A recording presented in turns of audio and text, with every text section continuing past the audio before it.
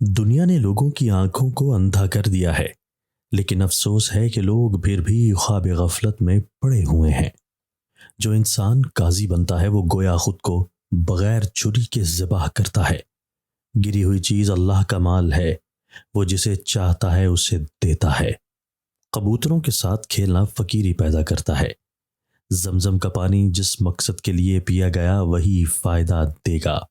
جو حصہ زندہ سے جدا کر لیا گیا وہ مردار ہے۔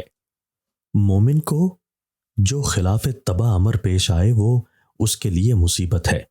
صدق نیت سے استغفار کرنے والے نے گناہ پر اصرار نہیں کیا، گو 70 بار دن میں گناہ میں لوٹا ہو۔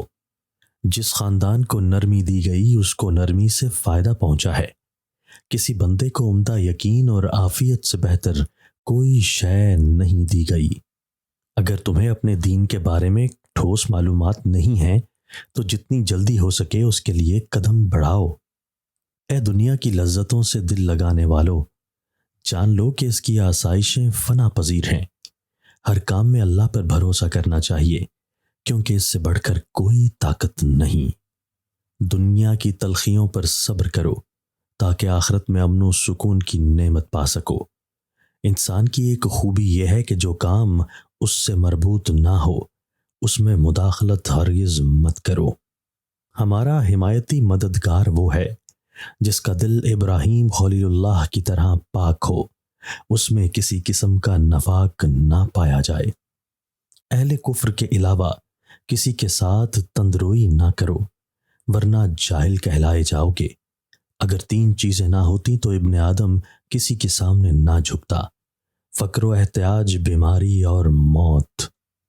اس انسان سے زیادہ بدبخت اور ذلیل کوئی بندہ نہیں جو اللہ کو ناراض کر کے دنیا داروں کو خوش کرتا پھرے۔ ارباب اقتدار کی بری عادات یہ ہیں: دشمنوں سے خوف، ضعیف و ناتواں لوگوں کے ساتھ سنگ دلی اور کسی پر احسان کرنے میں بخل سے کام لینا چاہیے۔ دنیا کی تازگی اور جدت روبہ زوال ہے۔ اس کی نعمتیں مزمحل و نابود ہونے والی ہیں۔ اس کی خوشیاں اور مسرتیں غم و اندوہ میں تبدیل ہونے والی ہیں، اور اس کا ٹھکانہ عارضی ناپائیدار ہے۔ دنیا ایسا بے ثبات گھر ہے جس کی بنیادیں ہمیشہ متزلزل رہتی ہیں، لہٰذا تم اس میں رہتے ہوئے آخرت کا زیادہ اکٹھا کرو، اور یاد رکھو کہ تقویٰ سے بہتر کوئی چیز ادراہ اور سامان سفر نہیں ہو سکتی۔